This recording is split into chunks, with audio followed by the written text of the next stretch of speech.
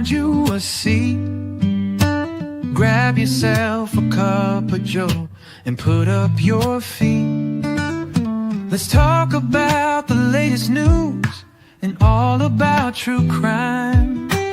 We can make a difference if we put in the time.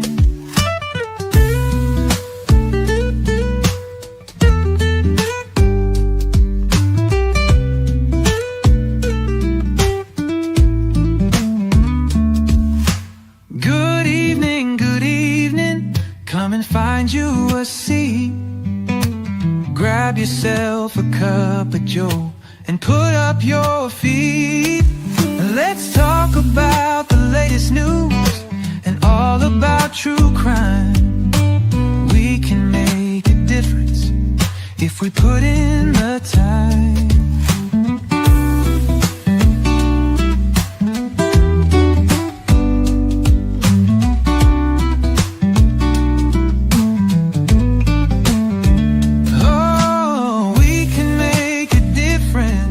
If we put in the time.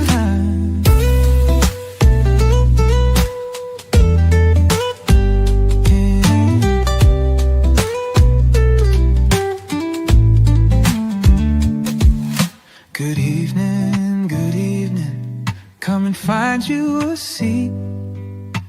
Grab yourself a cup of joe and put up your feet.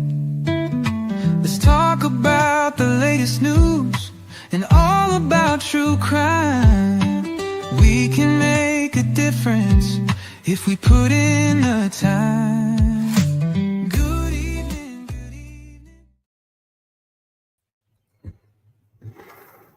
Hello, everybody. Welcome in. Good afternoon or good evening or good morning, depending on where you're at. I think I just bumped my camera. I don't like this camera.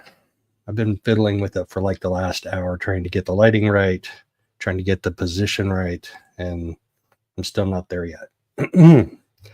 Hello, everybody. Welcome in. See, Mel was first in. Hello up there in British Columbia. Hi, Mel. Were you saying hi to Kresha? Like, because she's on my intro or because she's in chat? Because I doubt if she's in chat, because we're going to do our part 6 of our series at our usual bat time and bat channel tonight. So I just wanted to pop in here and do a quick share with the new court docs that dropped yesterday and I think the day before for the trial part 2. Hi, Kathy. Hi, sis. You should have been a detective. Yes, I think I should have too. A detective or a lawyer. Or a detective lawyer. Kathy, I am still in the Phoenix area, and yes, I plan on going to the new trial. The next hearing is May 14th, so that's only a week away from tomorrow. I think it's just a status hearing, so I don't think there'll be anything huge going on. And then jury selection will be the last week of May, and opening arguments will be the first week of June. June 2nd will be opening arguments. That's what's on the schedule anyway, as long as nothing major changes between now and then.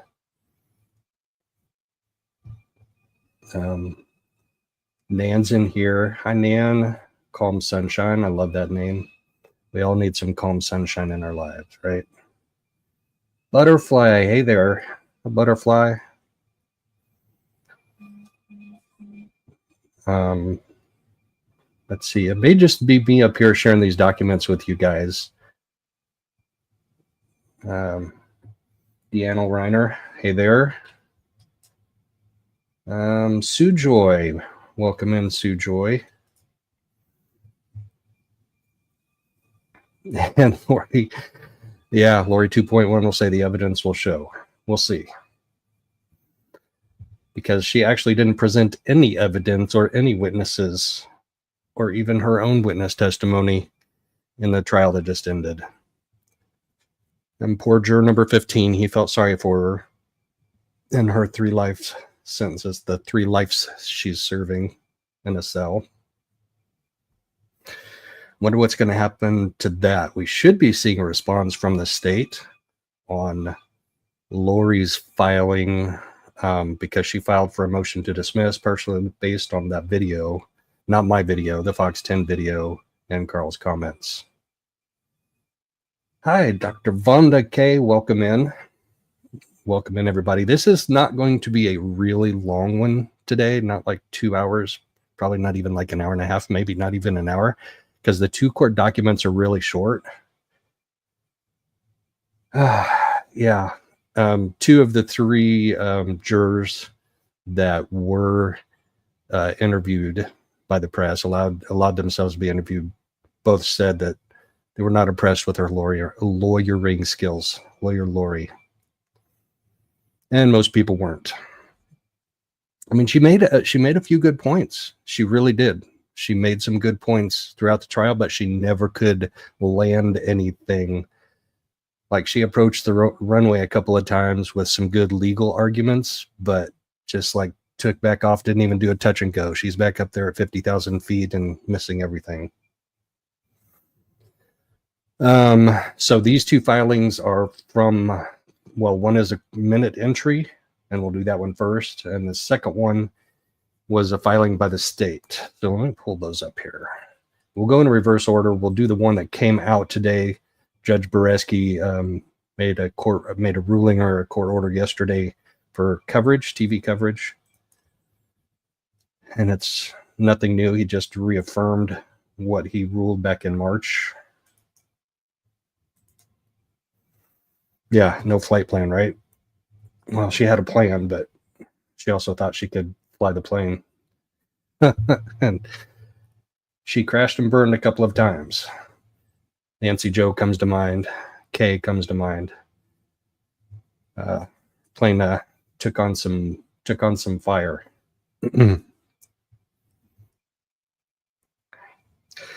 Welcome in, everybody. I'm just doing a short review of these court documents, but then I also I stole a video from Crasha that has to do with Brandon and his new wife and their interactions with Alex and Melanie Boudreau. I think she was still Boudreau at the time, but she's since been remarried and she's Melanie Pawlowski now. So we'll probably see both, but whenever you hear that name, either Melanie Boudreau or Melanie Pawlowski, that's the same. That's Lori's niece, who was married to Brandon and who was shot at by probably Alex. I don't think they ever found direct evidence of it, but I don't remember the cell phone data. Maybe we'll hear from the cell phone data person again in this one. So this one was investigated, I think, by the Gibson PD instead of, Gilbert PD instead of Chandler PD. We heard from mostly Chandler PD people in the first one, and we should be hearing from quite a few Gilbert PD in the second one. I don't know why I was thinking Gibson.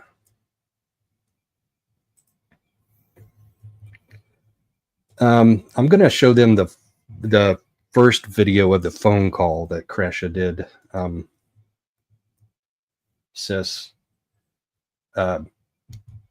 Trace on the case sent me a couple of them last night, and I like the one that we used the first time, where it is the Gilbert PD detective that's doing a phone interview with Brandon and his wife. Oh, thank you, Mel. Yes, if you would please hit the like and share. It helps it helps us in the algorithm. Helps me in the algorithm. It helps you too. We get more people in here. Wouldn't chat be fun? But not too many people. Not too many people, because then chat can get crazy. All right. So anyway, here's the minute entry that came out today, May 6th. That's dated May 5th. The court has received additional media requests from KSAZ. I assume that's the local TV station, and Court TV. It is ordered denying the requests to stream proceedings live on the web and distribute a live feed. The findings in court orders of March 11th, 2025, and filed on March 14th, 2025. Okay, so it was court orders from March 11th regarding media coverage remain the orders going forward in this cause number.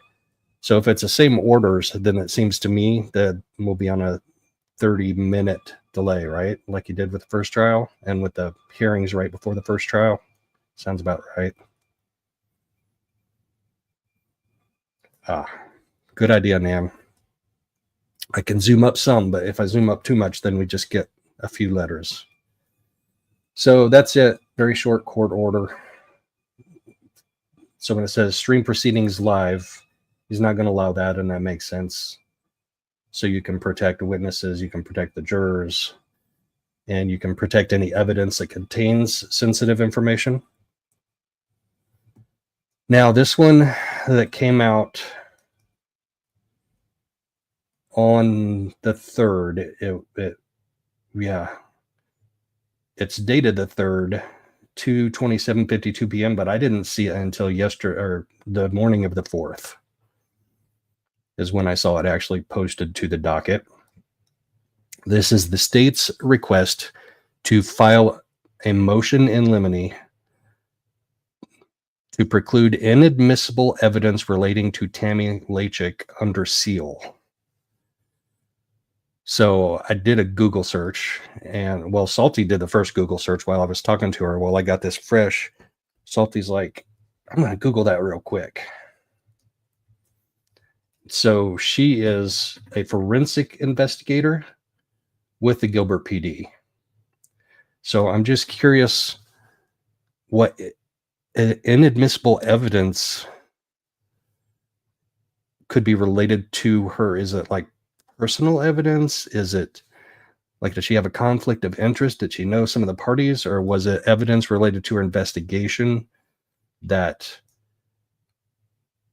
she uncovered that's inadmissible? Because if you're talking about admitting evidence of a minor, then that stuff would be redacted, but I believe you could still admit it, but just in a redacted form, right? But to declare something inadmissible is a pretty strong filing.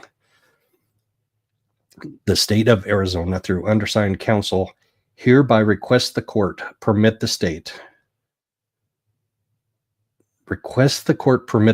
to file state's motion in limine to preclude inadmissible evidence related to Tammy Lachik under seal. Oh, okay. I mean, I'm still puzzled about the inadmissible evidence thing. But they're just asking, okay, we're going to file it, and we just want to make sure when we file it that you seal it when you get it. But to call something inadmissible evidence puzzles me. Let me go chat real quick. Hey, Trace is in here. Hey, Trace. Good to see you in here. I'm getting ready to play one of those videos you sent me last night. I've got to go download it first. So y'all can stare at this document that's about 25 words long while I download that, because I haven't downloaded it yet. Today has been a crazy day. It has been. Feels like a Monday. Is it Tuesday?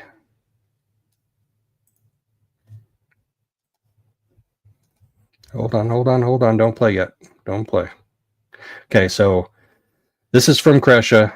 Sorry, Kresha, don't copyright strike me. All right, now we got to stop sharing that. And we got to share the other thing. Wow, today feels so Monday. But you know, Kresha and I do our thing on Tuesday night, so it's got to be Tuesday because we're going on live in 2.5 hours. Maybe I can get my camera and my colors and my lighting fixed before then. All right, present. This is a fascinating audio clip to me. Share screen. And here we go. No, I don't have a problem with that. In fact, that's probably a good idea. Can you hear me? I don't have a problem with that. In fact, that's probably a good idea to do. Yeah, okay. Okay, can you hear us? I can't hear you, Brandon. Thank you. Okay. And your wife is hi, Claudia, is that right? Yeah. Hi, Claudia. I'm Detective McDermott. I'm actually helping out my partner at work who's got a case going on with Brandon. Brandon Boudreau, I don't know how much you know about that. Did he kind of talk to you guys about what's been going on? Oh, yeah. Well, not everything, and we just didn't want to get involved in many things, so we didn't ask many questions. The only thing is that, of what happened to him, and we just kind of scared. And after I seen her talk to her, I'm just like, I'm very scared. We were actually going to go, try to get a restriction order or something, because she's seeing a police report at least, so that way, it's noted that, because of the things that she said, she accused me for hiding the kid at my house. So she said, yeah. Let me back up just a little bit and kind of start from the beginning. So my understanding is your friend Brandon had spent the night over at your house at one point within the last. Okay, so I think we may need some more background on this, Trace. They're different people than I thought they were based on what Kresha titled this. So Trace, I think you said these were friends of Brandon's, and the husband's name is also Brandon. Okay, that's why I got confused. So they're friends. Are they also neighbors? Oh, somebody went to spend the night at somebody's house, so they had kids that were friends. Gotcha. Hey, boss lady, welcome in. Hello, how are you guys? Good. How are you doing, Salty? I'm good. I thought I had a few more minutes, and I looked at my phone. I was like, oh no, it's time right now. So, yeah. So, how are you? Feeling better? I'm doing a little bit better, yeah. I think I'll Good. survive today, but it does feel like a Monday. Yeah. Librarians, hey, welcome in. Good to see you in here. So these are friends, and they're telling a story about Melanie Boudreau-Pulaski shows up with Alex Cox and accuses friends of hiding her children. Ooh, this should be interesting. Last couple of weeks with all 4 of his kids. Is that correct? Yeah. Oh, okay. All right. And then between that time and then I think, Brandon, you had said that Melanie had come over on Friday. Is that right? Yeah, Friday. Yeah, Friday evening. Okay. Prior to that Friday evening, had Melanie tried to make contact with either one of you guys reference Brandon? No. Okay. So I don't just kind of were Brandon, were you and Claudia both home on Friday when Melanie came over? Yeah. Yes. Okay. So can you kind of give me a rundown of what happened from beginning to end? Okay. You want it? So I was going to the mall, and I was backing out of my garage, and then all of a sudden Melanie was there. It totally scared me. I stopped my car. I got out of my car, and I went and give her a hug because, I haven't seen her in a while, and I was like, I know she's going through a lot, so, she's still my friend. I want to give her a hug, and I say, hey, so how you doing? How's everything and everything? She looked at me, and she said, can you please go, hi, I'm here to pick up my kid. And I'm like, what? What kid? She's like, my kids, I know they're inside. The spirit told me my kids are here, and I'm going to get reunited with them. So would you please go get them? I know they're here. And I said, Melanie, no, your kids are not here. I'm so sorry. She said, no, the spirit told me my kids are here. So they are here. And I said, Melanie, I'm so sorry. They're not here. If you want to get in my house, I'm totally open to the idea. So I called Brandon, and then I called my Brandon, and then I said, babe, open the door. Melanie is here. Brandon freaked out, and he opened the door. And at this point, I'm like, I have nothing to hide. So I let her into my house. She's still looking around, trying to see if, she's still looking around, maybe trying to look for something that will guide her to her kids. Yeah, because when I opened the door, she's like, oh, yeah, I'm here to pick up my kids. I'm like, oh, well, they're not here. She's like, yeah, I really, really feel like they are. Okay. That's when Claudia and I both were like, well, come on in, you know. And she comes through our living room into our family room, sits down on the couch, and Claudia and her chatting. She was like very there. She was like, you know, a little nervous to be there.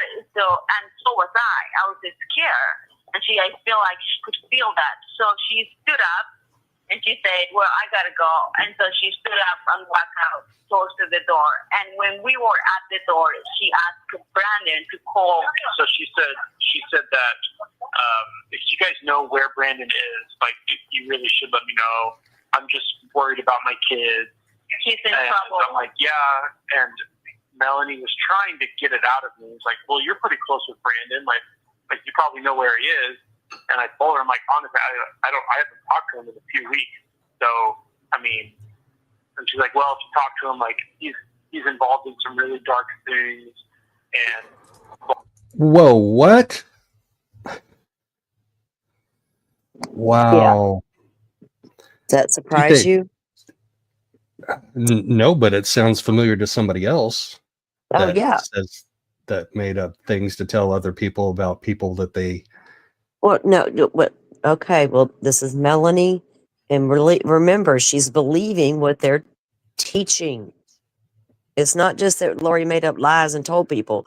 In my opinion, I could be dead wrong, but I feel like then there's no excuse for what they've done. So that's not what I mean either. They believe their own bullshit, Joe. Melanie believed if you're against them, you're dark. It's end of story. If you come against Lori and the crew, you're just a dark person. You know, the dark people have took over you, the spirits. So she's telling them the spirit told her kids were in there.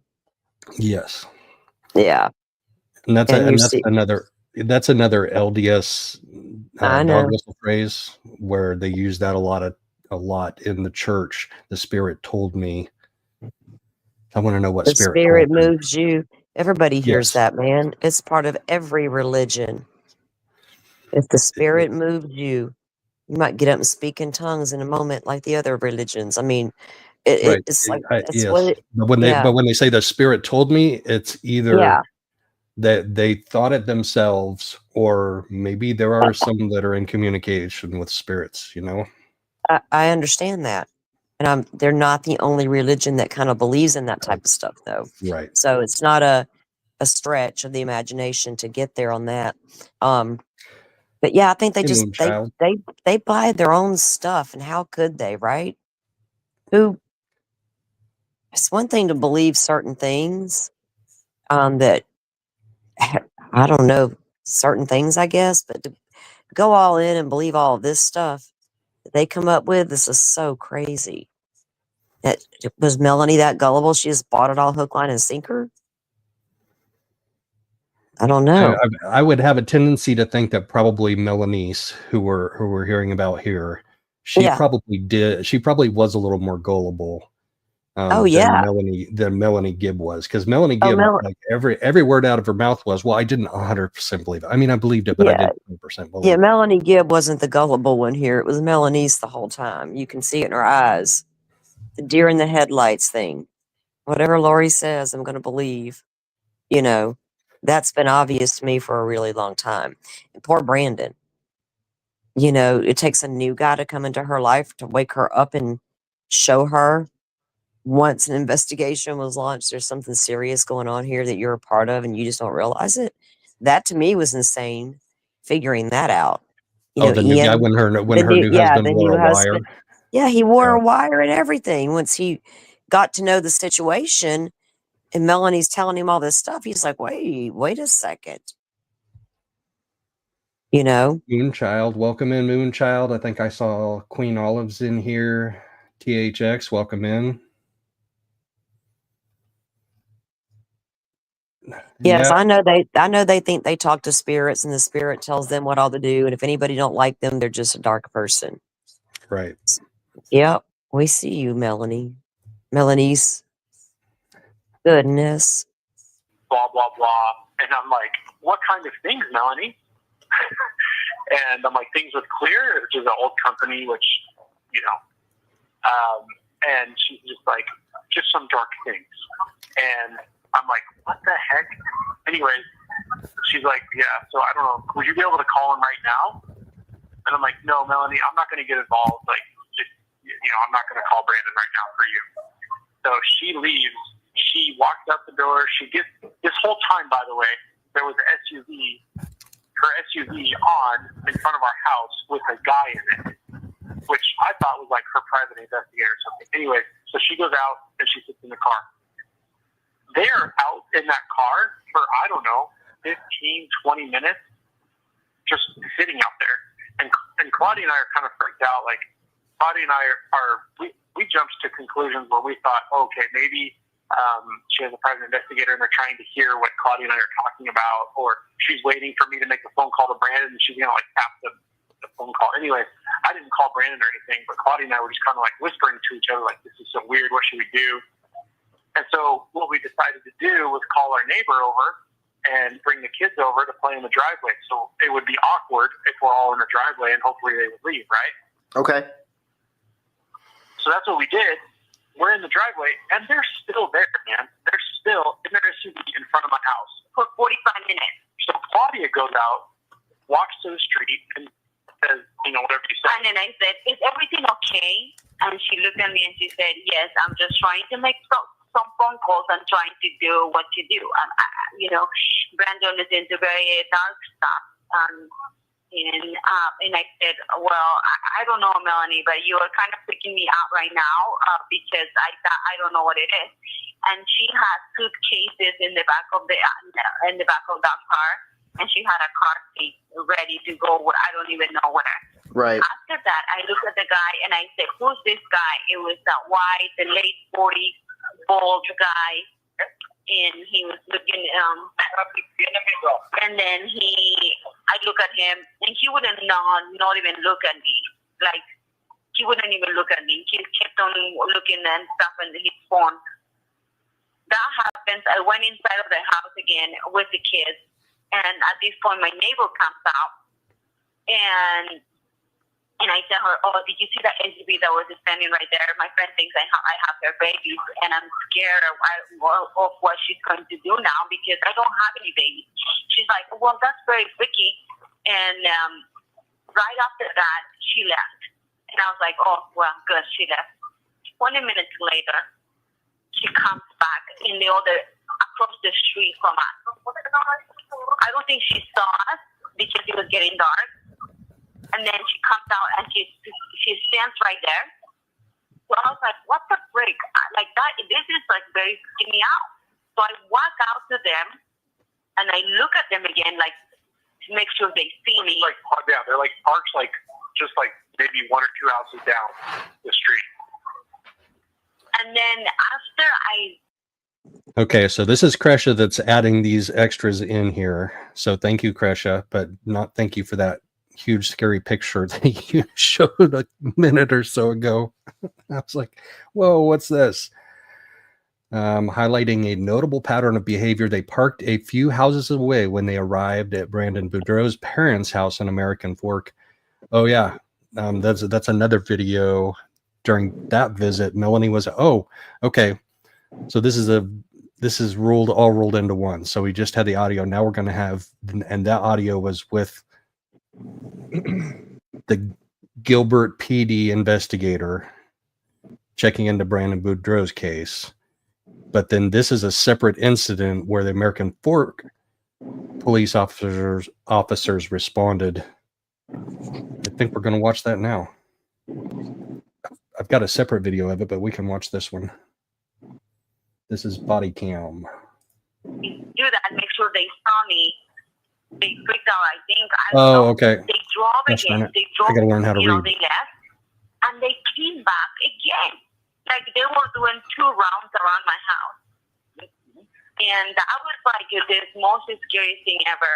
And when on Facebook, she said, "I am very sorry for you and your family," and I'm just like, I don't know what she was referring to.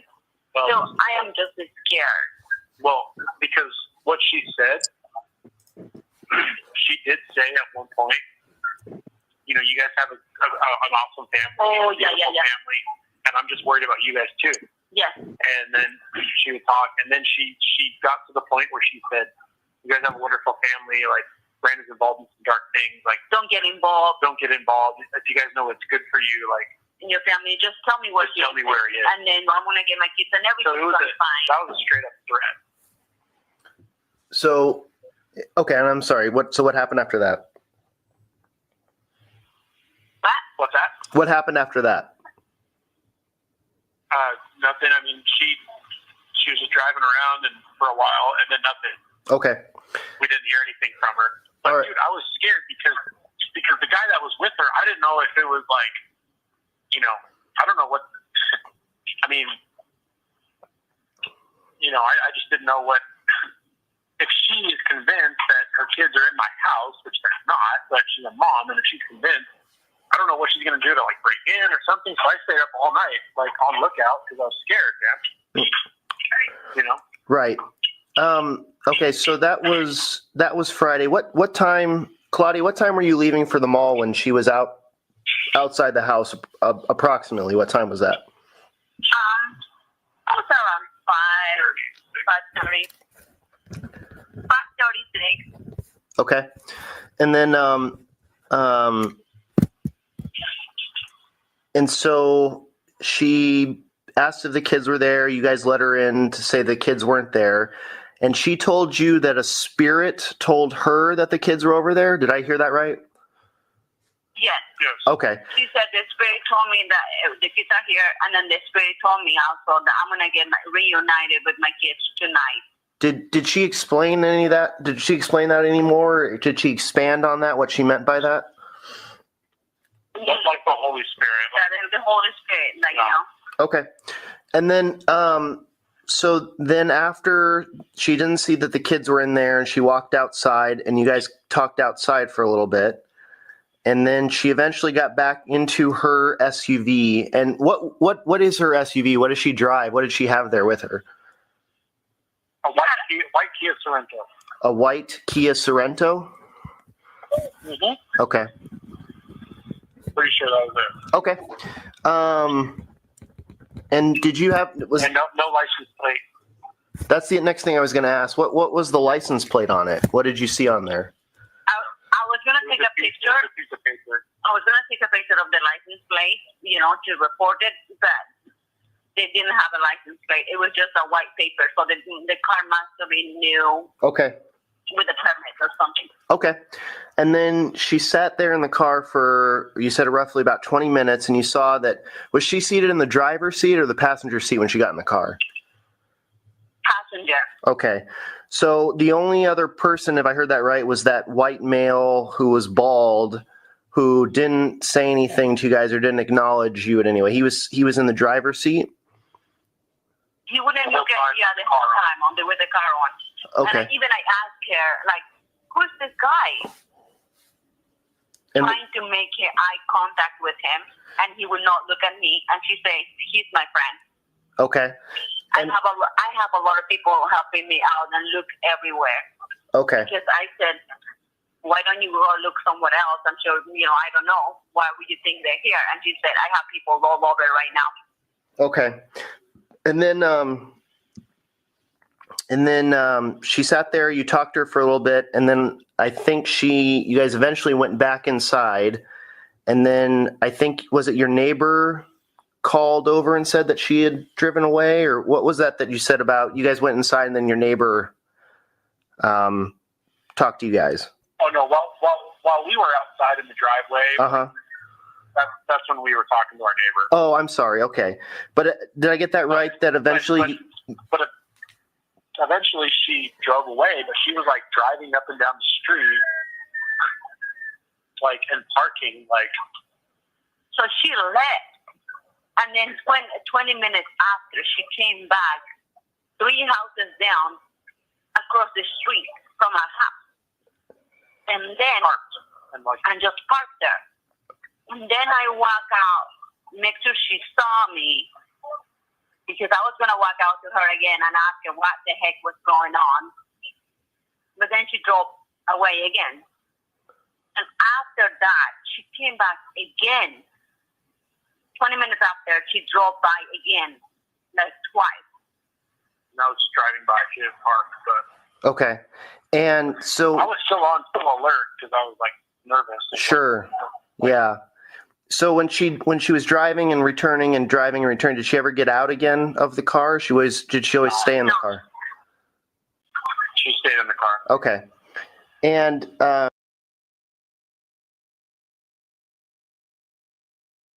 asked her, how did you know my address? How do you know where I live? And she said, I found it on Google. And I said, well, that's very scary. I just Googled it right now. It's not there. She said, I mean, you also posted on Instagram where you live. And I'm like, no, I did not. I bet you she's got.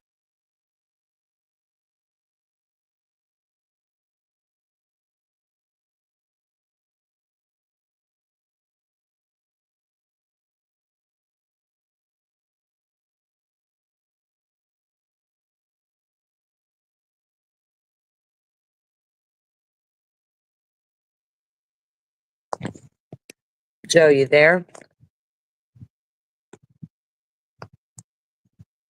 I just went on a 30-second rant about stalking and Alex, and I was muted.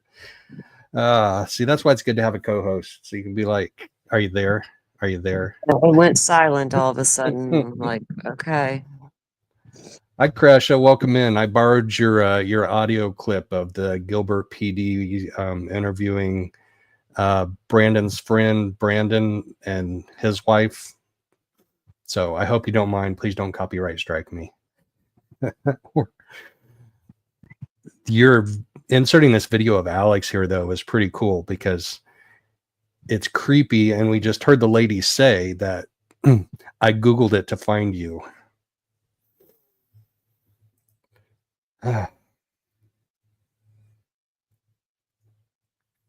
So we can start back up. But what is he drinking? I mean, if the police are right there, that's got to be like bottled water, right? He's really getting a lot of private investigator or something. I don't know. So do you guys have any cameras out in front of your house? We have a Ring doorbell, but the problem is we have this pillar like right in front of it. Okay. Do Oh, and actually that night the battery was dead. Okay, that's what I was going to ask. It doesn't sound like then it recorded anything. No. Okay. So what if you had to give a time frame that she was at the house, kind of from beginning all the way to the last time that you saw her, even including her leaving and coming back and driving up and down the street, what would you say that time frame was? What would those hours be? Yeah, I'd say at least 2 hours. At least 2 hours, 2 hours and a half. Okay. And then did you, and my understanding is Brandon had told me, and correct me if I'm wrong, that you guys hadn't contacted the police that night or after it happened. Is that right? No, we did not. Okay. Didn't, because I didn't want to get involved because I am scared of her, of what she's capable of doing. We were about to do it, but then I'm scared that she's not going to go to jail or something, and then she's going to come after me or my kids. And my Brandon goes out of town a lot, and sometimes I'm at home alone with my kids, so I'm very, very scared, honestly. No, I understand. I'm just trying to clarify. This is the first time that you talked to anybody about it outside of, I mean, you talked to anybody from the police about it is my point, right? Uh-huh. Okay. All right.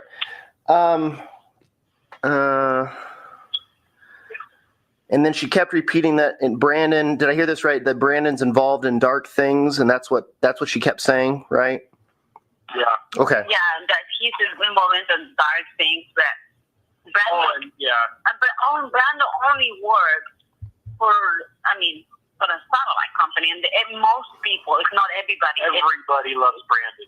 Then it's LDS, and the company is LDS, like full of Mormons. Right. Brandon, if anything, his weakness is he's too generous with his business dealings, and he gets the short end of the stick. So he doesn't owe anybody money. He doesn't he has no bad business doings.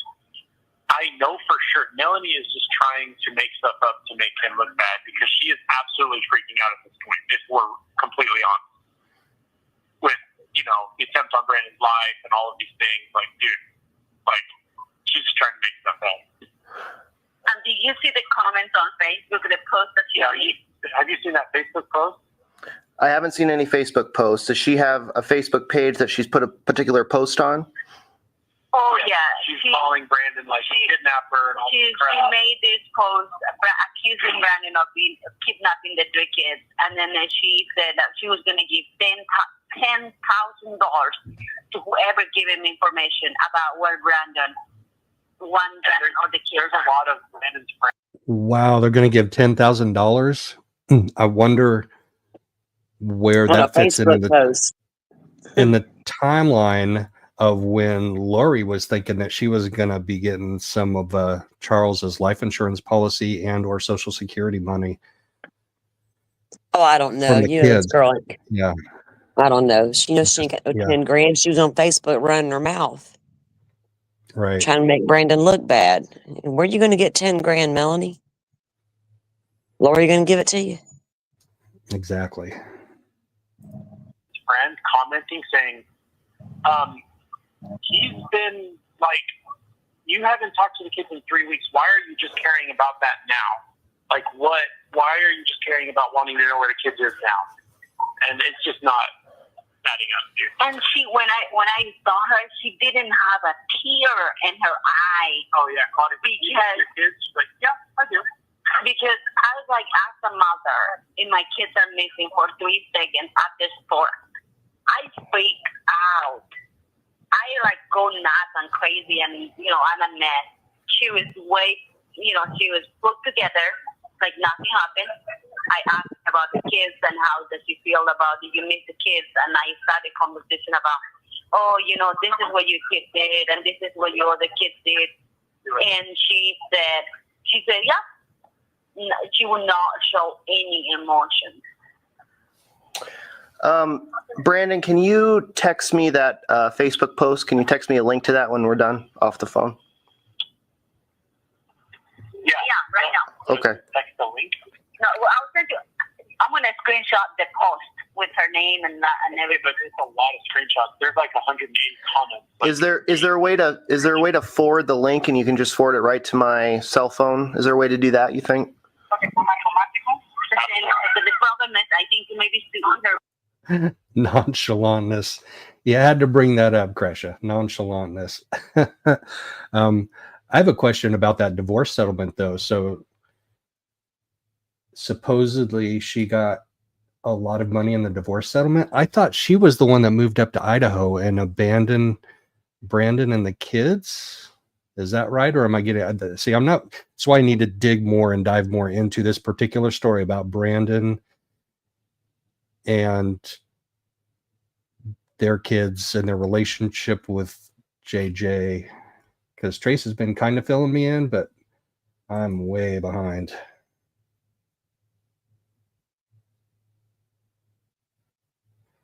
Oh, that's right, Trace. You told me that.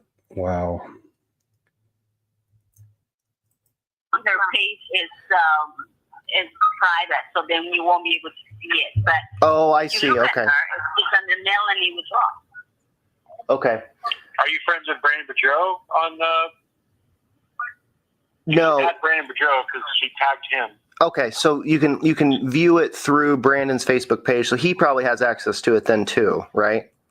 Yeah. Oh, absolutely. Oh, Okay. Yeah. All right. You can see on Brandon's Facebook page.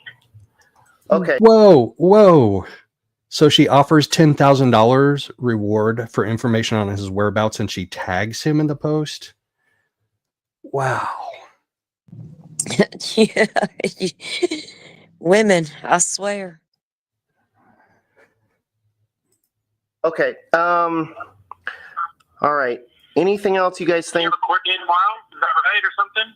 I don't know anything about that, to be honest with you. I'm not sure. He might have something tomorrow, but I don't know that. Gotcha. I don't know. I'm not sure. I talked to Brandon briefly on the phone today. He didn't mention that to me, but that could be true. I don't know. I was trying to think of anything else that you think I should know or that would be helpful? Brandon's a good dude, and he's an awesome dad. trying to do his best. I mean, he's scared as hell because there was an attempt on his life, which you know about that, I'm sure. And he cried a lot. I saw him cry multiple times for the kids, and he's just an awesome dad. Melanie, Love him. You can put in parentheses or record this. That shit crazy. Stop it. Like, dude. She's, I don't think she's herself right now because of the way we saw her before. It wasn't like that now. I guess Melanie that I knew. Yeah, go ahead with that. Melanie. So would you say that this isn't how you usually know Melanie to be? No, this is not how Melanie was. Okay. She was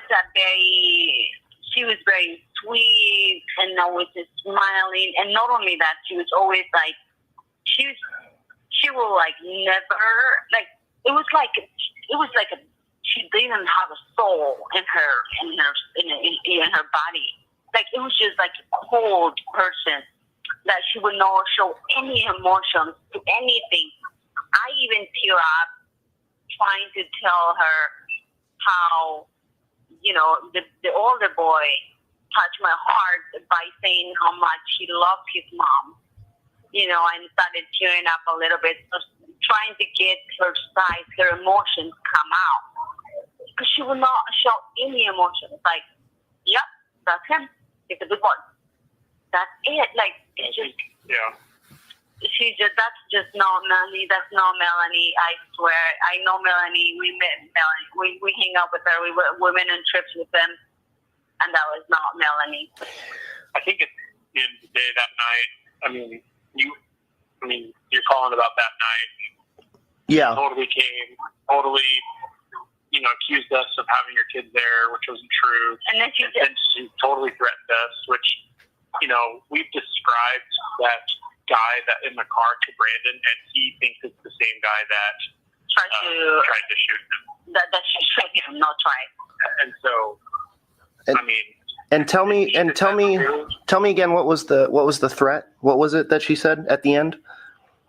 Well, it was general, but she pretty much said, if you know what's good for you and your family, you're going to tell us what. Tell me where my kids are. Yeah. Okay. All right. So here's what I would say is if when are you guys going to be back into town?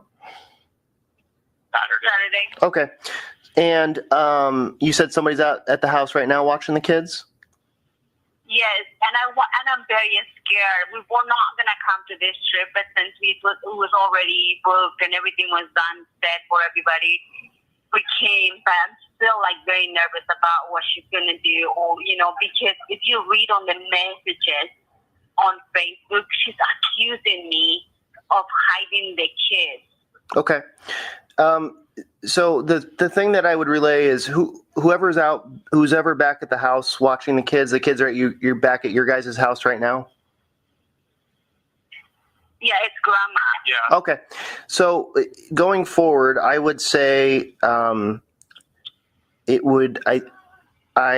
think it would be good to have them call the police if there's something suspicious or somebody that's parked out in front of the house that shouldn't be there, that like a neighbor that doesn't belong there. And that goes for you guys. If you guys get back into town and she shows back up looking for the kids, I would call us. Even if there's nothing illegal going on, I want the police to come out and document that she's out there and who they contact with her. So if she shows up there with somebody else looking for the kids, call that in so we can go out there and don't call me, but call the regular police department number and have them respond with somebody out there, so we can contact her and document that stuff. Okay. Okay, but also my neighbor saw it. Like, you know, if I even ask my neighbor, hey, would you please put this on the group me, because in the neighborhood page that this white car was here. She's like, oh, should we do it right now? And I said, well, maybe later. I don't know, maybe not, because I'm scared. Well, So we just left it at that. I don't think it's a bad thing to talk to your neighbor about it, so that way they can call in case your mother doesn't see the car or something like that, to call back. I would be interested if that car shows up again. Your mother should definitely. Well, I guess she has multiple cars. That's the thing. Well, and that may be, and that could happen again. That's certainly possible. That's why I'm saying if there's a car that shows up that doesn't belong in front of your house and you don't recognize it from the neighborhood, meaning that it's you don't recognize it as being one of your neighbors or something like that, it doesn't hurt to call us to come out there to check it out. But in the meantime, especially this week, if you call your neighbor and talk to them about it, and she may have different cars, there's not a lot we can do about that. But if we know what she showed up in, and that car shows up again in the neighborhood, even if they're not doing anything illegal in the neighborhood, I want the police to go out and contact them, but to explain to them about the purpose of why you're having the call made and dispatched, because I want to know if Melanie shows back up there. Okay. We've been looking. No, Yeah. and most of the time once this happens, nobody shows back up again. But if it does happen again, call us so we can come out there and talk to her about it and contact her. And I want to, and that way the police can contact whoever's in the car with her too. Okay. And being on a public roadway isn't illegal, but it doesn't mean the police can't come out and ask what they're doing there. There's nothing wrong with that. Okay, because the problem is, like, you know,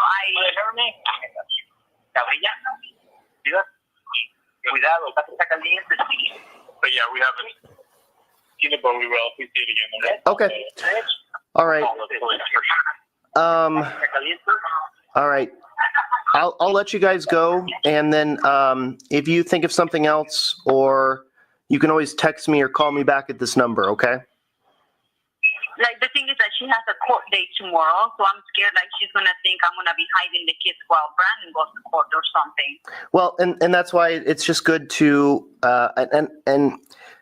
she might. I mean, I can't. Unfortunately, I can't predict what she's going to do. But I think it's important to communicate tomorrow with your mother, to just be aware if that car shows up at the house to call the police right away. Okay. That's the best we can do at this point, because I don't know I don't know what to think or what she's going to do or what's going through her head through it because of the court date tomorrow. I don't know. For sure. All right. Well,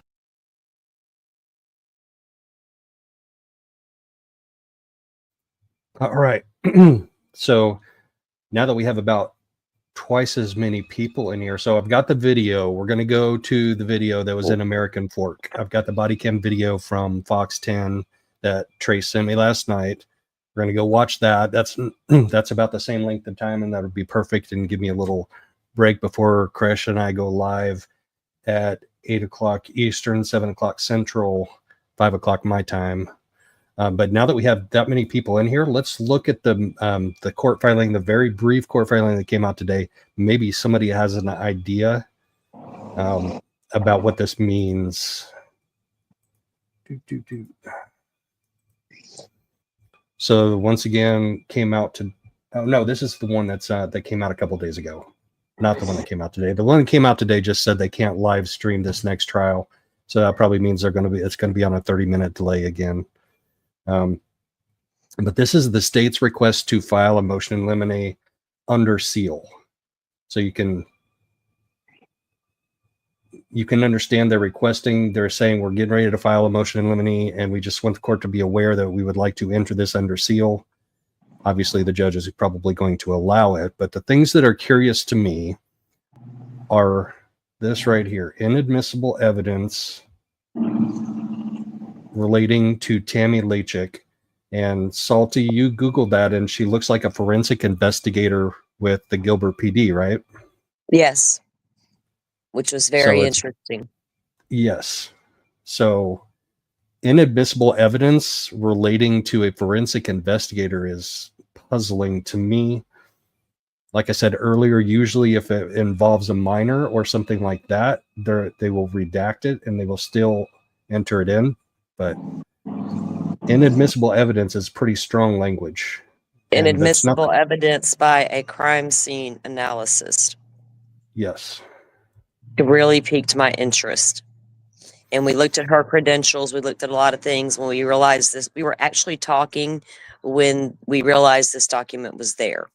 It just literally dropped. And as Joe read it to me, I'm like, that name looks, I wrote the name down. It just looked familiar. I've seen it before. I don't know if it was in a document. I got to go back and research that because I know I've seen it because I recognized it. And then the minute I Googled it, pictures, everything came up who she is. And I was like, wow. So Joe and I were like, dang, what is this about?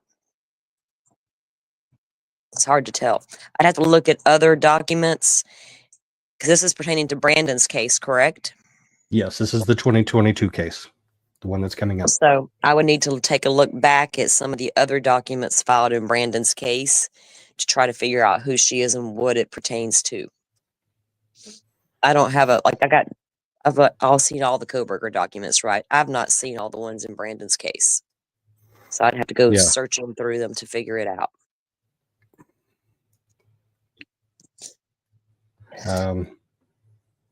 We're getting lots of help in chat. I love it. I love it. I just about to say I'm about to click on chat and see what chat's saying. Yeah. All right. So now we'll go to American Fork. Okay, Crush is going to see if she has to look for this name in the FOIA report. Okay. And this is November 15th of 2019. So I believe this is about 2 weeks after the audio we just heard, after they did their thing down there in Gilbert. Let me share it. Stop screen. Present. Share screen. Here we go. About 2 weeks after the audio we just heard, I believe. I think it starts out without any audio. I don't know how much of this is without audio.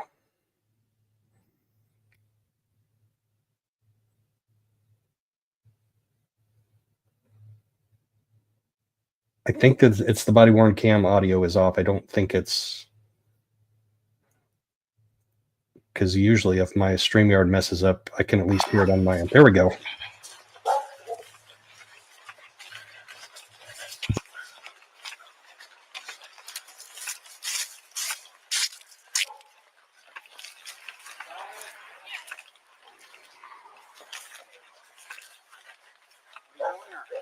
I have a legal mediation agreement. My kids have been held out of state. You were also criminally trespassed over the phone. I asked. Oh, so they knew walking up that she wasn't supposed to be there, that she had been trespassed. So whoever called probably thinks somebody said these are Brandon's parents at Brandon's parents' house in American Fork. Is that right? Somebody in chat knows. Probably lots of somebody's. Y'all in chat know way more about this than I do. So I have a lot of research to do in the next couple of weeks before trial. I asked an officer to come here last night to do a check-in because I'm worried they're in danger. But you came over here after being told that you were criminally trespassed. But I have an agreement saying that from this residence, correct? But my order says that it's my time with my kids. They're supposed to be in Arizona. My husband's kept them out of school trespassed for from this over a month. location. I just need my kids, and No. you're welcome to look at this order. They've been out of state, out of school, and my husband's lied to everybody. I'm sure he lied to the cop last night. So this is my We've been order. in contact with. Do you have a victim's advocate I can speak to in the police department, please? Okay. Melanie, so where did you get this order from? So this is our mediation order. Okay. I also have another copy of the original copy of the court. This is my time with the kids. My husband's been hiding with them over a month out of state. Yeah, we talked to you the other day, right? Yeah. So And I they asked told for you, somebody to come in and check in on them to just make sure they're safe because my husband will, or my ex-husband will not talk to me. So we told you they were safe yesterday, right, on the phone? You said that we saw on the phone, the but kids. they are supposed to be in my custody right now. Yeah, they are. There's no. Okay, hey, right now we're working through something else, okay? So Yeah, if you just want to step he's inside, lied to we'll come everyone talk to saying you in he a has. moment, okay? He said he's had a protection order against them, and there was nothing. I've never been served with anything. He's lied to everybody, and he kind of does this. So what were you wanting to happen tonight? Coming over here, were you going to try to take the kids away from them, or what's I'm not, going on? No, I'm not. I'm just trying to show that I was going to bring this copy to them and say this is my time with the kids. Okay. He's had them out of state, and he's been lying to everyone's protecting them. Like, I know they're nice. My in-laws are nice people, but they've been lied to, saying that there's a protection order in place, and there isn't. My kids are. I'm worried they're in danger because my husband's been doing a lot of things that cause me to worry. He says he was shot at a month ago, and then he went into hiding, and no one in Arizona has seen him for weeks for my children, and he kept them out. Can you blame the man? He says he was shot at a few weeks ago, and he went into hiding. No way. That may be why he's still alive today. Them out for over a month with truant absences. I asked an officer to just come over here last night to just make sure they're safe, and he said I can't do a welfare check or a wellness check. So did you not hear me when I was talking? We were talking to you on the phone the other day, and said we came here because you were here. We came here. We checked on the kids. They were okay. Talking about yesterday or the day before? The day before. I heard and I had to call in because I didn't know if that was.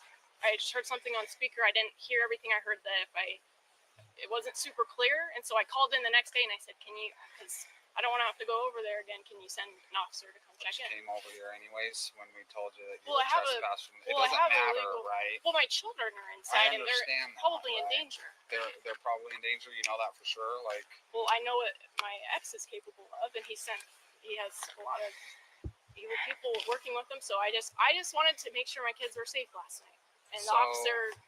So do you think I need to speak to a victim's advocate. Okay, but you were trespassed, correct? You remember that on the phone? I asked you if you understood. You said you did. So. Okay. So you understand you're trespassed, right? Yes, but I believe with my order, I can come and just get my. I'm Nope. not going in. Nope. Not going into the house. Nope. Just. You're trespassed from the property. You being on the lawn right now is a violation of that trespass. Well, I can get off. Well, it doesn't really matter now. I'm not trying to barge into their house or to run and take my. I'm just trying to be peacefully, trying to do what's right and what's in my order. Is this an order from Arizona? Yes, it is. They're illegally out of state right now. Like he's keeping them out of school for over a month. I've been searching for them. I don't know what else to do. I asked someone to just come over and see if they're safe last night, and Carlson probably scared them off, saying there's a protection order, and there's no protection order. We can go and look everything up right now. Okay. I haven't seen or talked to my kids. I have a 2-year-old, 4-year-old, a 6-year-old, and a 9-year-old, and they haven't seen their mom for over. And my husband's been doing drugs, and he's. Well, this is probably not the best way to go about it, right? To come here and try to. I tried asking if an officer could just make sure they're safe. And we told you, but I was safe, told. Right? I have this court order saying it's my time with the kids. If I know where they're at, I can go and get them. No, so you can't come over here and forcefully take them. Not forcefully. I'm just knocking, saying I'm just going to give them an order because I know they've been lied to, saying there's a protection. That's something that you're going to have to take up with the courts, right? Like we told you the other day. You're going to have to go to I don't know if they're safe, and I feel like they're in danger. We can go in there and check and see if they're safe. And then we can come back here and we can tell you they're safe. Stop talking. Stop talking, okay? It does not take long for this woman to get under your skin, which is a completely opposite reaction to what the Chandler police, how the Chandler police handled Lori. Like, oh yeah, I don't think you're a threat to yourself or anyone else. We'll let you go, even though your husband just asked us to do a health check on you. We're just fine. Like 5 minutes into the investigation. And even at the scene of the crime where Charles was shot and she shows up acting the way that she was acting, yes, nonchalant, they still like handled her with kid gloves. Like they didn't search the rental car. that she and Alex were driving around. But I've like this officer's moxie. Just stop talking. I see right through your bullshit, lady. Just stop talking. Right, baby voice. Yeah, she's not. She's using a whiny voice. But I still think this officer's on it.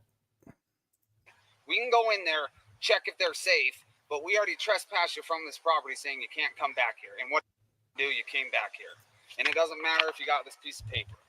We told you not to come back here, and you come back here and you're upsetting everybody, and now it's just a whole freaking problem. So your whole thing is here is you want to come here and check if they're safe? You want a welfare check on them? Yes, sir. Yeah? Well, and it's my time. Yeah, so that's another problem, right? So this is a whole civil problem. This is a whole court thing, okay? Because even if you do come here with these papers and say, yep, it's my time, they're not giving them back to me, then the only thing you got to do is go to the courts and you got to say, hey, listen, if these are signed by a judge down there in the court or whatever, he can say, you know what, this is your time. Let's get this back in court. Let's have him come back to court. Let's do this. Then we can give you a report number and we can stop talking. Stop talking. Okay, I'm explaining some things. Okay. Are you understanding what I'm saying? So this isn't the best way to go about things. Yes, sir. You can bring up everything to the judge. You think he's doing drugs and that he's been getting shot at and that it's not a safe environment for your kids. But what you can't do is come to a place where you've been trespassed. Yes, sir. I just thought with my order, then I can just, it's okay. Thank you. So now there's a bigger problem here because we trespassed you and you weren't supposed to be on here and you're causing alarm to them and everything like that. Who's your judge down there?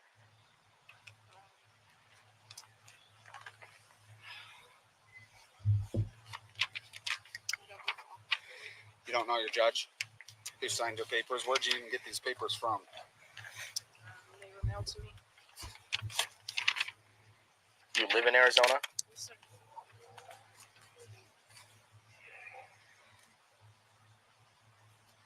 Was this done in mediation or in court?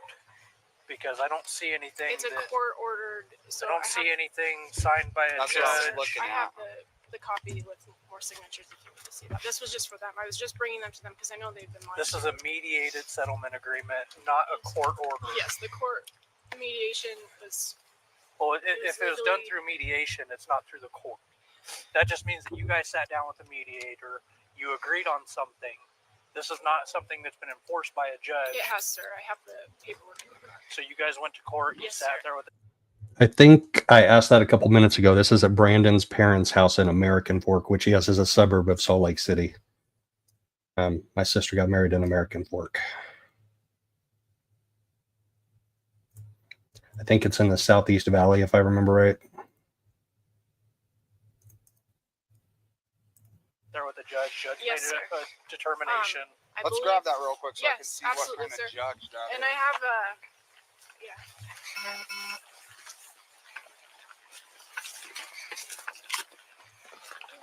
Sir, for him to check, like with the picture or something, just to make sure it is that.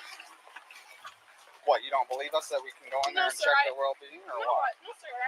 They have tons of cousins over probably, and I just want to make sure it's my kid. We'll make sure. We're not here to lie to you or just make sure that your kids are not being No, taken sir, I care of. know. That's a huge No, deal sir, to I us. don't think you would like me. I just want to make sure, like, Kids you are, don't know what they look in the like. state of Utah, kids are a big deal. So, like, we take that pretty seriously. So, if we're checking out the kids' well-being, we're going to do that. We're not just going to tell you something that's not.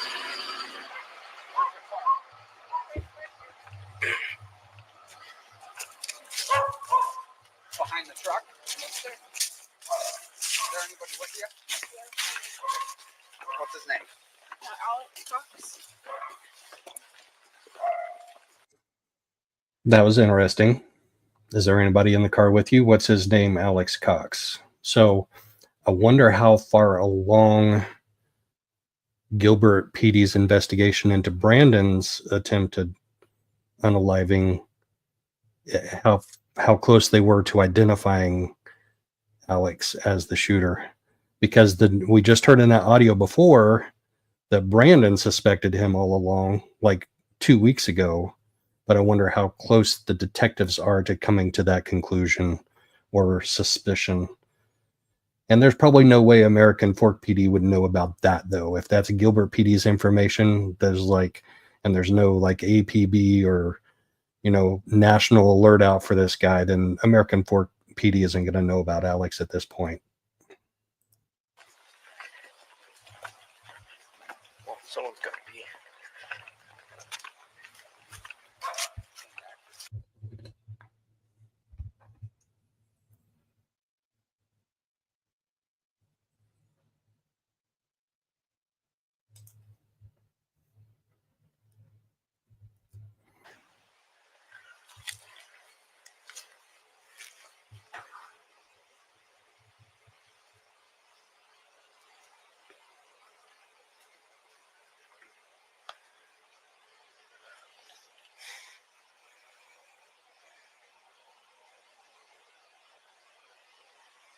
Are you guys still married? Your divorce is final. When was it finalized?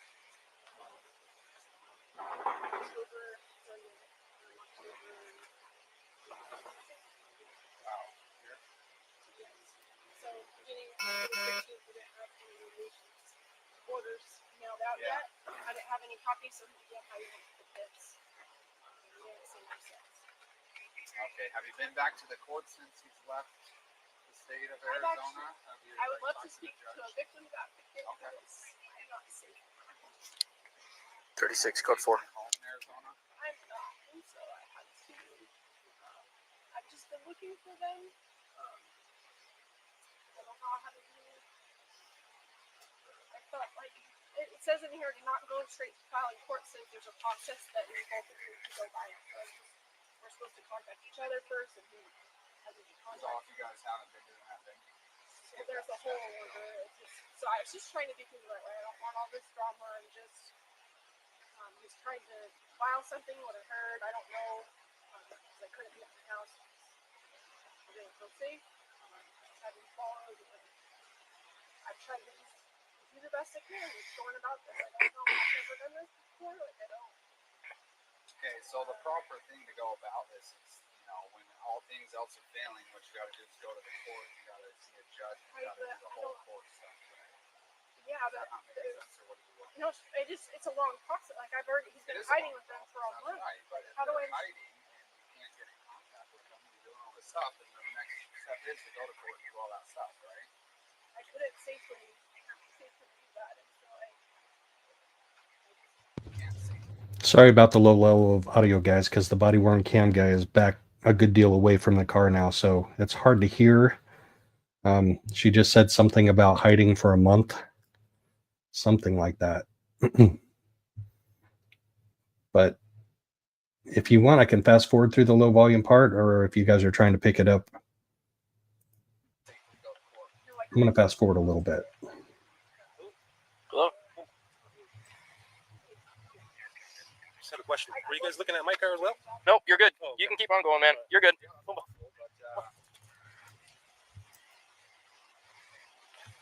you guys can go in after their 6 tonight. And I don't Yeah, know what yeah, we have. I don't know if they're gonna go run away with the kids somewhere and it's very dangerous. So I don't know if I have this and it says it's my second business. Like, how do Actually, I? it doesn't say in the court order that you guys have a set schedule. It says that you guys are going to mediation. We do. It's in here. It's just blank here. Flexible period of time. No, we have. That's what it We says. have set days, set weekends, and so we did set all of that. Well, And there's maybe a lot of mediation different. you did, but in the court order, it doesn't specify a specific time frame for a set schedule. It says that you've agreed to mediation with flexible parenting plan, which can change at any time. There's no set time for parents. And what do you recommend for like he's hiding them for a month? Like that's not allowed. He's out of state with them. He's kept them out of school. They just got unenrolled from their school in Arizona. So like I'm saying, we're not going to force the kids to come with you. We're not going to drag them out or take them or whatever like that. So what I'm telling you is that you need to go to the courts as soon as possible. I know it might take a little bit of time. It might take a little bit of time and stuff like that, but that's the best Can I way. ask you something? If they go in there and they're not all in there, then what happens? We'll have to find out where they are. We'll have Their to last check on night, them. right? Yeah, that's why I said. That's why I said you check on them and they're all good. But the problem is that you're coming here and you're causing alarm. I'm not sure. And when we told you This that, isn't. when we told you weren't allowed onto that property. Right, but if I have this and they have my children, they have no right to my kids. That's not even, they're not even with the husband, so is that an issue? He's there right now. Yeah, I talked to him. Like, Brandon Boudreaux is there. I don't know if he's there right now. So they're not, they're in there. The in-laws have no rights to the kids, right? I don't know, I'm just trying to. So what you asked me is what you need to do, and if everything's what you're saying is So true, file kidnapping, that they're out of state with in-laws who have no rights to the kids? I'm getting really pissed off right now that you're not listening to what I was talking about. I just really pissed off. You want to listen to what I have to say, or do you want to just go your separate ways and just go at the end of the day? Sorry, I'm not trying to. Same one, right? Yeah, I'm not about to mess around with that. I've done everything right so far. The problem is that our hands are kind of tied when it comes to like civil things like this and civil matters, right? How do we protect the kids? So we can go in there and we can check their well-being and make sure they're okay and everything. If we don't see anything that's like.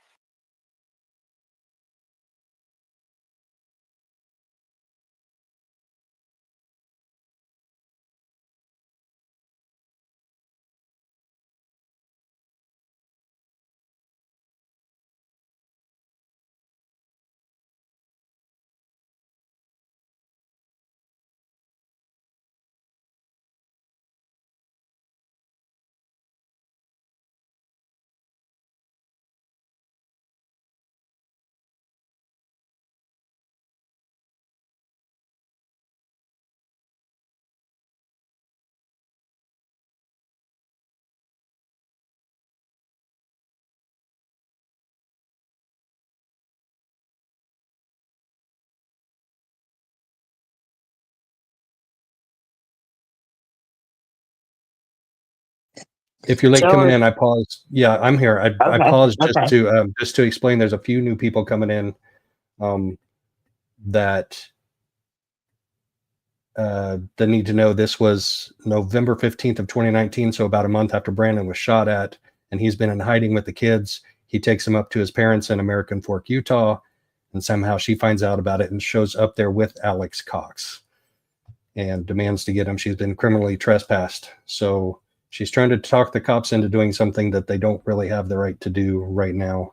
He keeps explaining to her, all we can do is go do a well-being check, make sure the kids are okay. But the body-worn cam guy is a little further away from where she's having the discussion with the other officer. She was getting pretty irate and agitated, and one of the officers was getting irate and agitated with her. So I think maybe they separated, created a little distance, and tried to de-escalate the situation. Wrong with them, or if they're, we can ask them and check on them, are you guys okay, whatever, and they're like, yeah, we're fine, we're totally fine. Then that just, that's, our kind of thing is kind of just, Mm-hmm.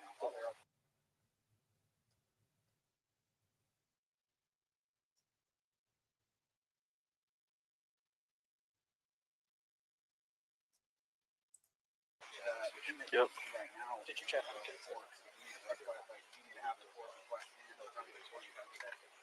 Okay, cool. So get that shit out. Yeah. It's time to cite and move on. Yep, that's what I'm saying. But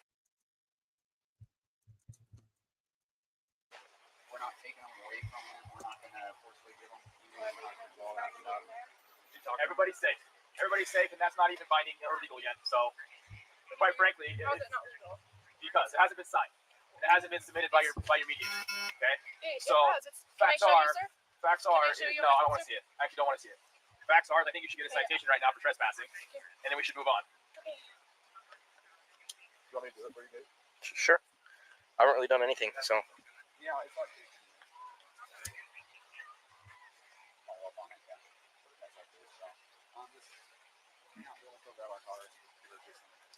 You want me to stay here? Yeah, just stay right here with these officers. Okay.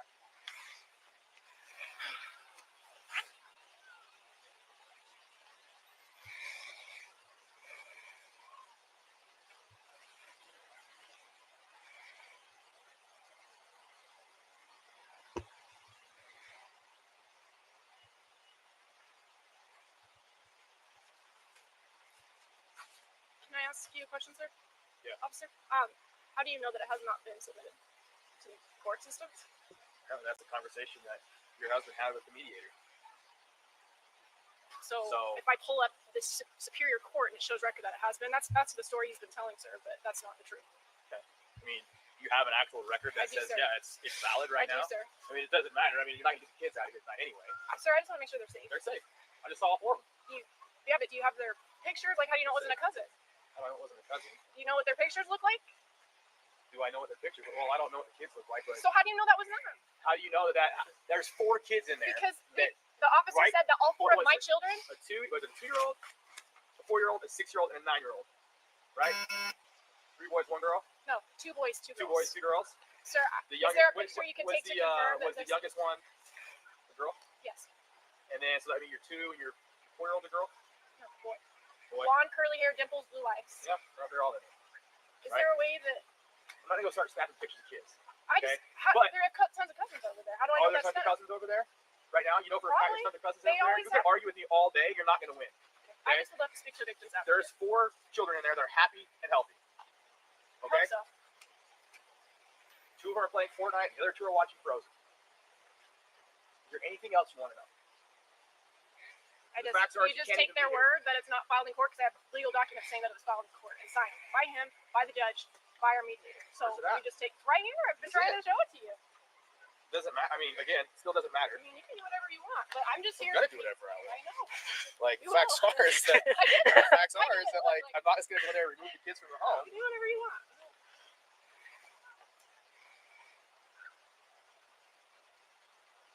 So if it was filed on October 22nd, Yes, sir. why Why am I here now? are you here now? Sir, on October 16th, I was going to file, and then Brandon went into hiding. With my children, they've been out of state for over a month, out of school, and I've been looking for them everywhere. Somebody said that they've seen Brandon, but not the kids, so I don't know if he split them up different places. Their schools have unenrolled them now. He's not supposed to take them out of state, and he's broken everything he's doing. He's lied and said that it hasn't been filed, and he lied and said he has a protection order. There's nothing that has been filed, and we can look it up. I have it on my phone as well, the Superior Court.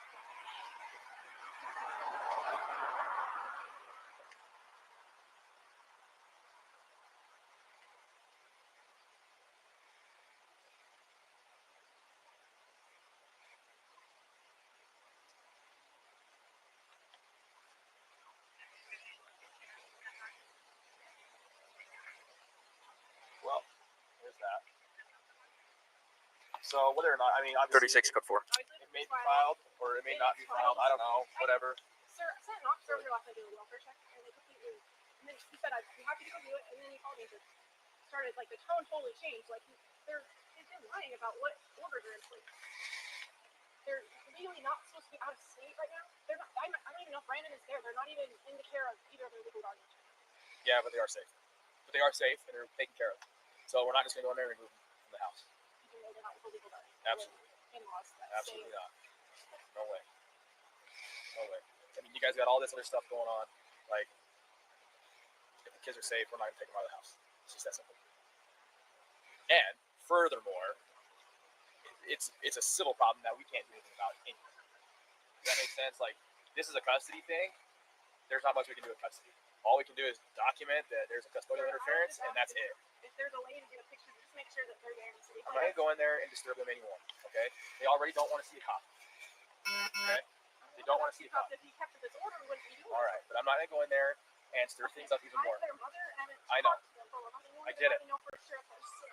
I just let you know for sure they're I safe. don't know if those are cousins over there. There's nobody else in that house. There's nobody else in the house. So if you're telling me that you know for a fact there's 15 people in that house right now having some sort of family get together, you're out of your mind because there's not anybody else in that house. Nobody.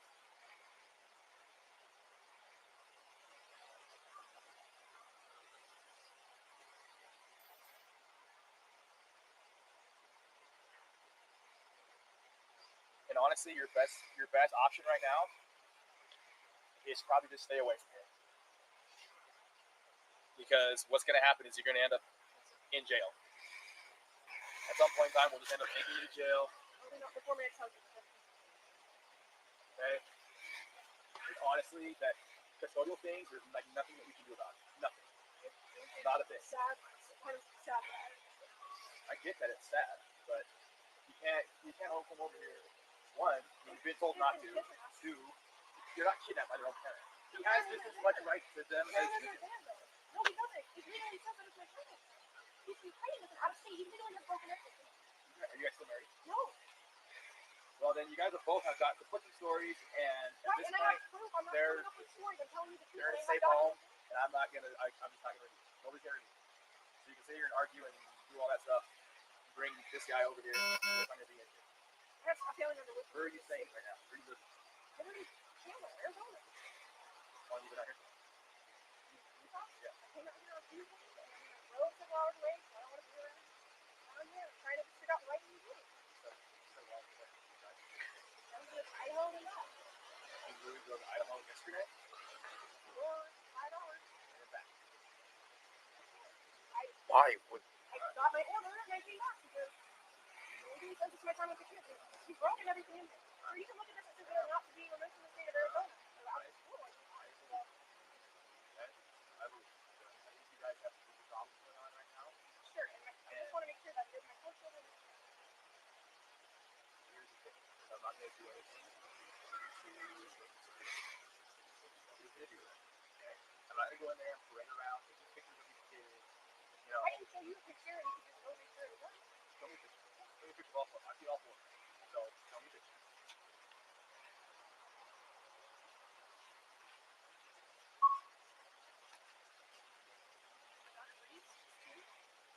Yeah, you watch Frozen? Fortnite? Is it hide for me?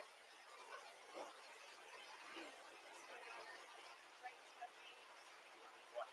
Frozen was the other one?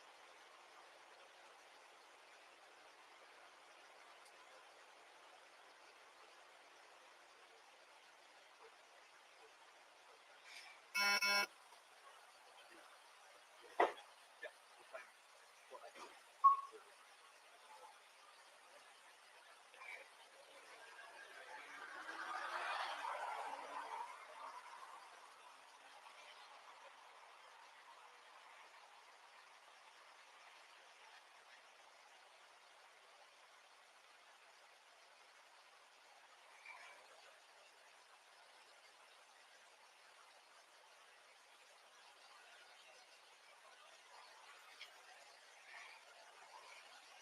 Maybe I need to speed it up a little bit.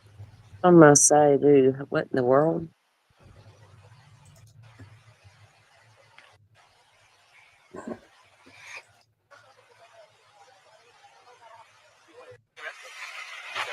All right, I'm going to back up just a little from this. There we go. We'll start here. It's only got 3.5 minutes or so left.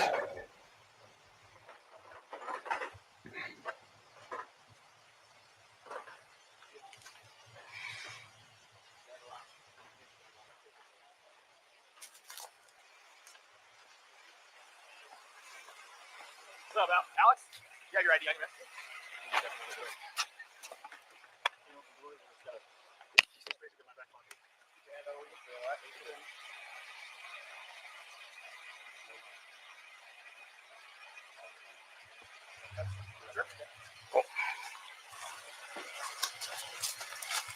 So they check his ID.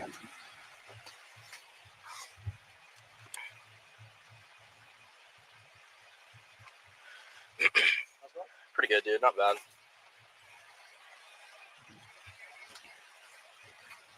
You guys came all the way from Arizona? Oh, where are we coming from? Idaho. Oh, Idaho. That's right. But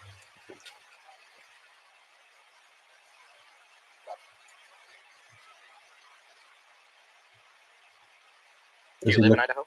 A little bit nervous there. From where? From Arizona. Oh, what the heck? Looks a little bit nervous. Idaho's a big change. it's a good change.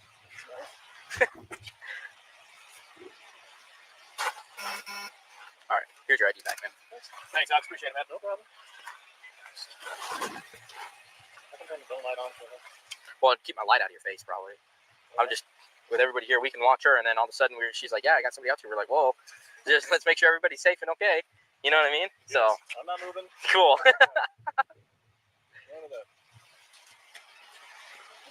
Yeah.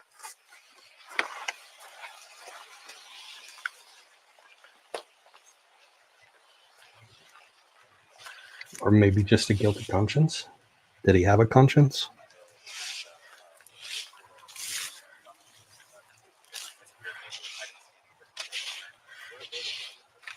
Yeah, right.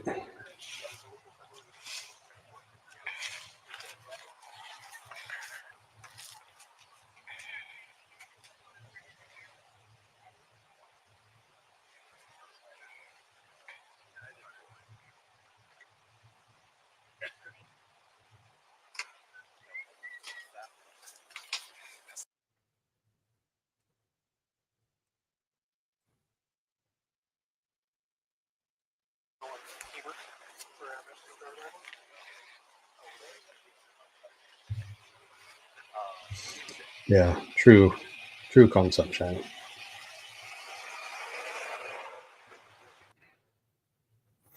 Oh, that's it. All right. I'll stop that screen. All right. So now we have to have a vote. Do we want to hear the 911 call? It's only a couple minutes long. Let's hear the 911 call first. So it's going to take a couple minutes to pull that up, but it's a really short 911 call. And I haven't heard it before, so you're going to get my reaction like right away. Oh, no, can't do that.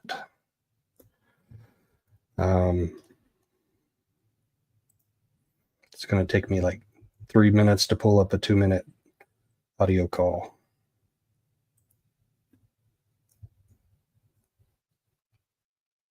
That's part 2 of the body cam.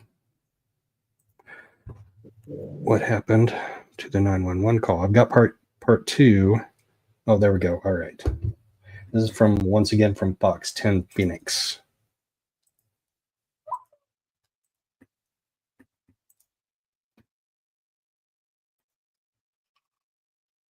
So we may get some ad play here. So I'll try and get through the ads first. Yep, we've got ads.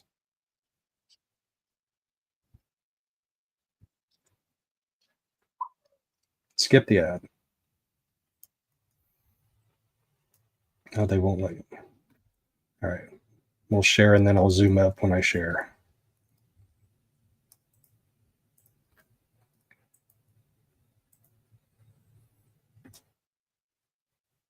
Connected to the family of Lori Vallow. She's the mother of 2 missing kids who used to live here in Arizona. We're hearing the 911 call reporting her niece for trespassing, and it gets intense. This happened in Utah back in November. Fox 10's Justin Lum joins us live to help connect the dots.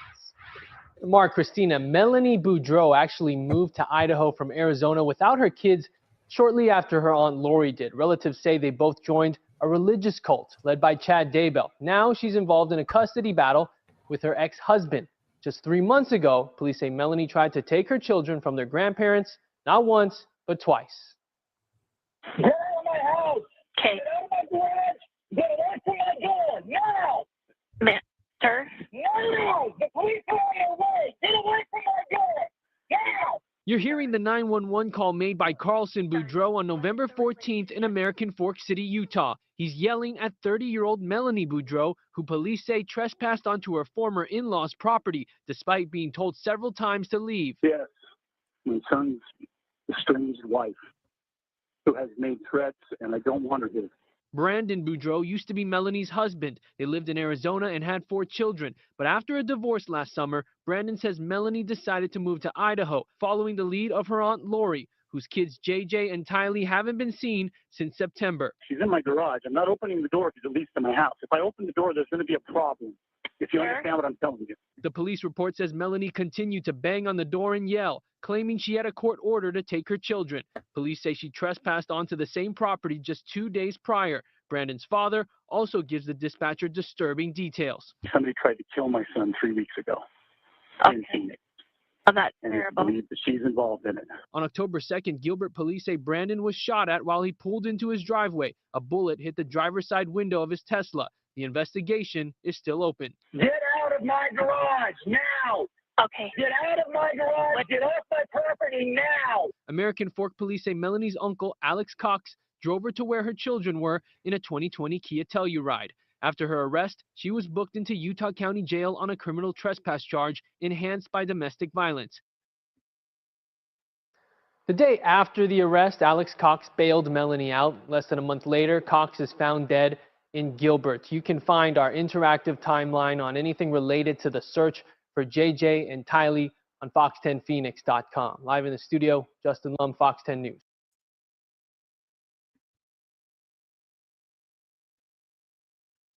All right. So let's see. Crash and I are going live in 70 minutes, 69 minutes. So the question is, do you guys want to watch the second part of that arrest video from Fox 10 of Melanie's? Because I can play parts of it. I've got some things, like I probably ought to eat some dinner before, or lunch. I don't even know if I've had lunch yet today. Yeah, mine's almost done. I'm about to go sit down for dinner myself. I'm Okay. hungry. I think the second part is about a half an hour also, so I'll just let it play. Oh, wow. Half an hour? Yeah, I think so. Mm. And what is it of? It's the second part of that arrest video. So her getting arrested, Oh, that was part 1. So there's a part 2 yeah. that I've got to get downloaded here. Once again, it'll take me 2 minutes. I'm going on the fly. Usually I like to get all these things lined up ahead of time, but today it did not happen. So y'all got to be a little bit patient with me. All right, here is part 2.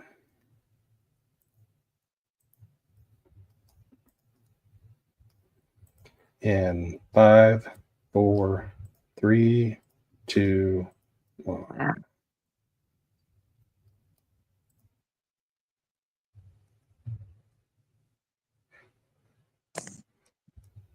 Okay, it's dark to start.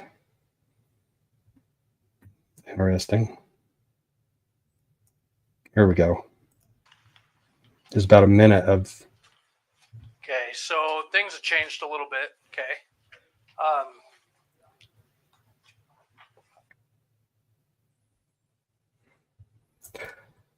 Salty, I see what you mean though with that deer in the headlights look. She definitely does not have the calm demeanor that Melanie Gibb and Lori both have when they're being interviewed by police. No, she's a completely different person, in my opinion. But, you know. Yeah.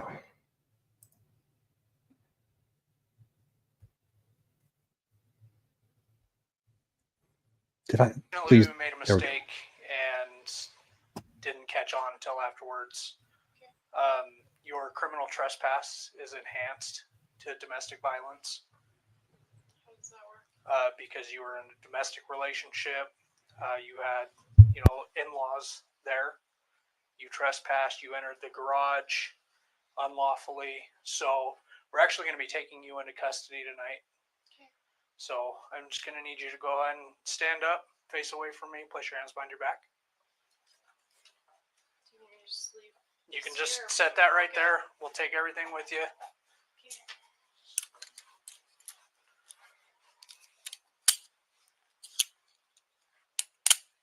Is your uncle still out there? Yes, it is. Yeah. All right.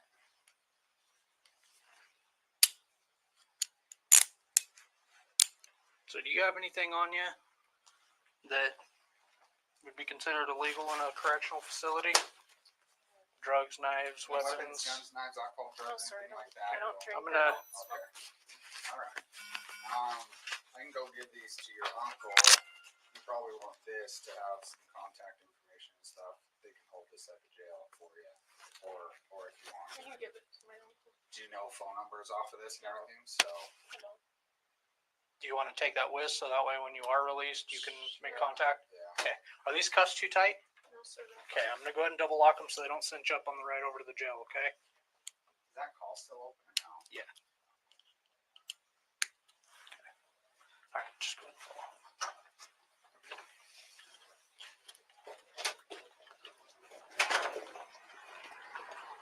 Okay.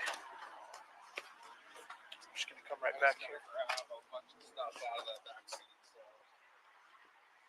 Just have to come up here for me. Just at the front while I am. Here, just stand right here.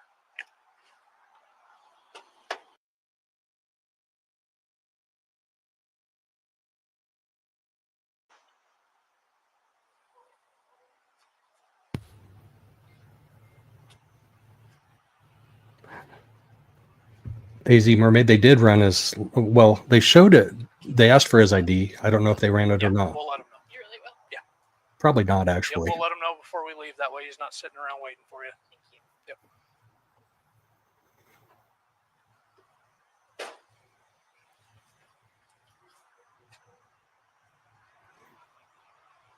See, they're on the side of the police car, American Fork, Utah. Seatbelt on. Okay, good. Climb into that. Never been in a cop car before. Well, apologize that it's got to be like this, but we'll make it as painless as possible.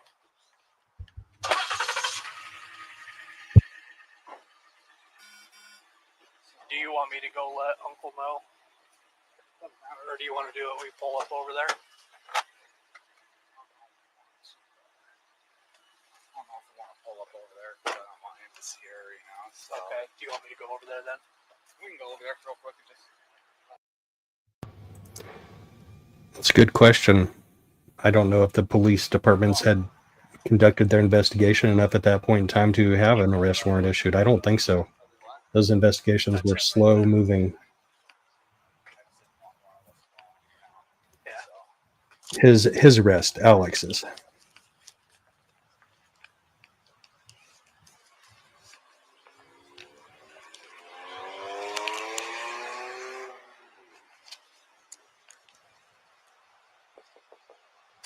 And the kids were still Mr. missing Cox? at this Yeah. point. I'm going to leave this with you. Melanie's going to be going to the Utah County Jail tonight. Okay. So she wanted to leave that with you. All right. I'm sure she'll reach out to you as soon as she's able to, okay? So where would I bail her out? He goes, okay, all right. I'm not included in this, right? They just handed paperwork to the guy that's responsible for so much of this carnage. And he's sitting there 6 feet away from a police officer arresting Melanie. Yikes. Yikes. Yeah, you're going to be able to bail her out. It doesn't take very long to process her, but she's going to be at the Utah County Jail. She has phone calls there, so I can ask her for a emergency contact, and we can give her your information. I don't know if she. I don't think she has my number. Not in her phone. Does she have it in her phone? Yeah, it's in her phone. Oh yeah, we're taking her phone with her, so Okay. that way she can have all the numbers and stuff like that. But unfortunately, our hands are tied with the law and stuff like that, and that this is just what's got to happen. So, okay. Yeah. All right, Any sir. other questions, concerns for us? How much is bail going to be on that? I don't know. Any idea? Not No. yet. She, yeah, when she gives you a call, she'll know the bail amount, so she can tell that's you. all. But okay. All All right. right. Thanks, guys.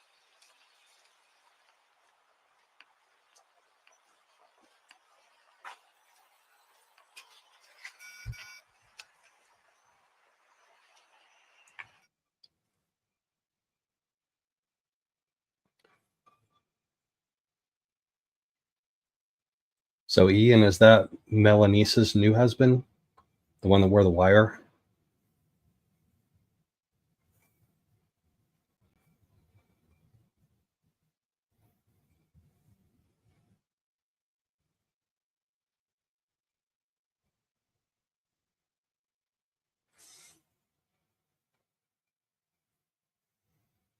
All right, we may have to speed this one up too.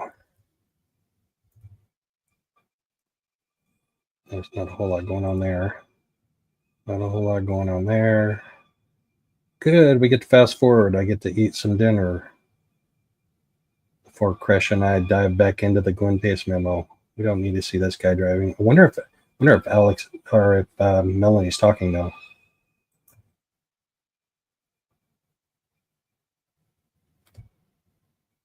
I don't think so. All right, we're going to triple time this.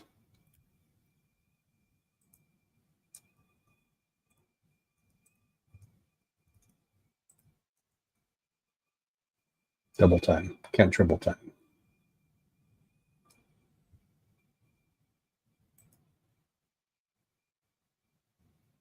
I don't think there's anything going on. It's not like Stephen Stearns, who was spilling his guts to the officer that was driving him to jail.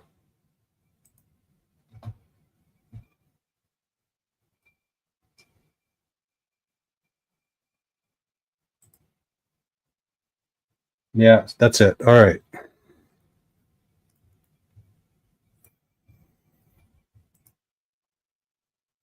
Okay, guys.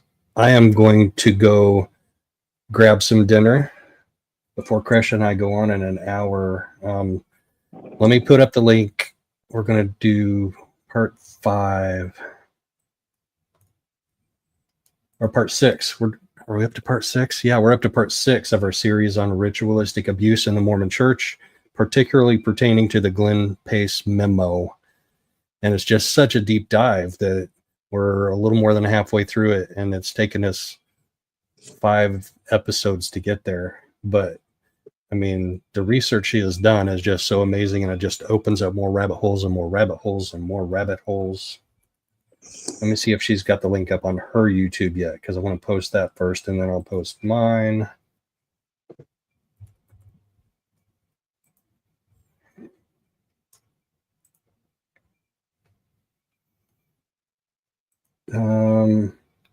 She doesn't have it up yet on hers, so I'm going to post it on mine, but keep in mind it's going to be streamed on her Facebook page too, I believe. So if you follow her on Facebook,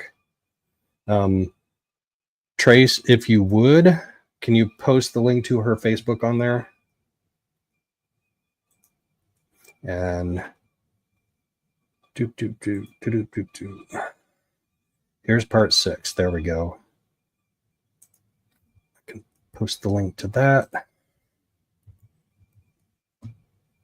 So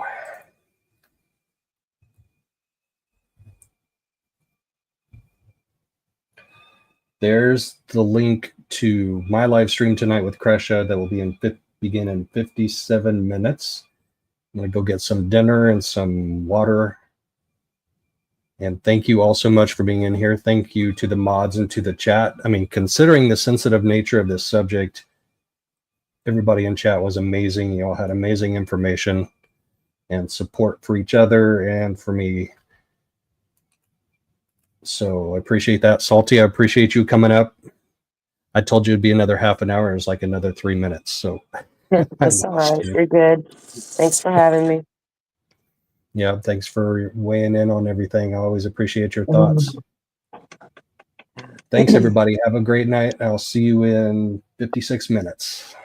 Good night.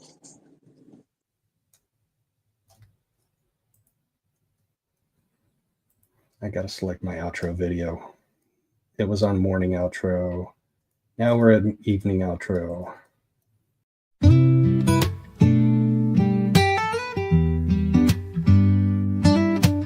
Good evening. Come and find you a seat. Grab yourself a cup of joe and put up your feet. Let's talk about the latest news and all about true crime. We can make a difference if we put in the time.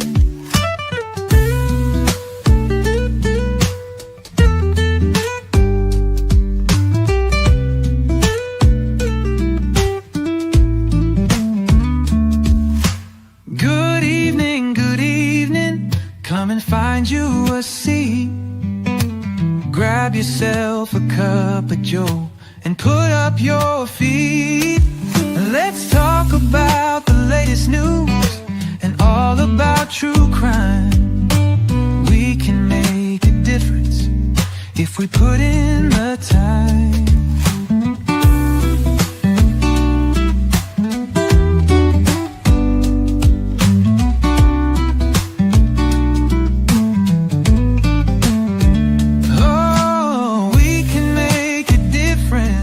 If we put in the time.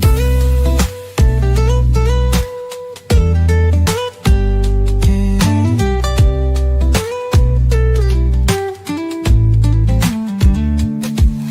Good evening.